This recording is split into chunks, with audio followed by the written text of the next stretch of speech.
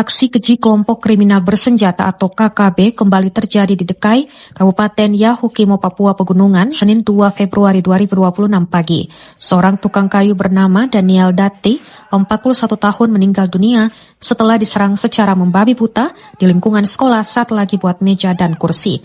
Berdasarkan keterangan saksi, korban awalnya dikejar oleh 3 anggota KKB dari arah belakang sekolah sambil diberondong tembakan.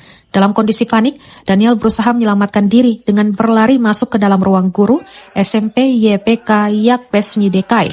Namun para pelaku tetap mengejar dan menganiaya korban hingga meninggal dunia akibat luka serius di bagian kepala, punggung, dan lutut. Tak hanya melakukan kekerasan fisik, anggota KKB tersebut juga melakukan pengerusakan terhadap gedung sekolah serta melontarkan ancaman kepada para guru dan murid sebelum akhirnya melarikan diri ke dalam hutan. Aparat gabungan yang tiba di lokasi langsung mengevakuasi jasad korban ke RSUD DKI dan mengamankan sejumlah barang bukti penting.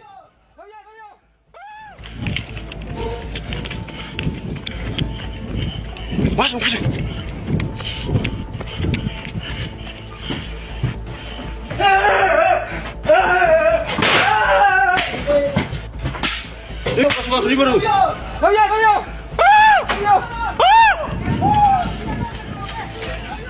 Download Tribun X sekarang, menghadirkan lokal menjadi Indonesia.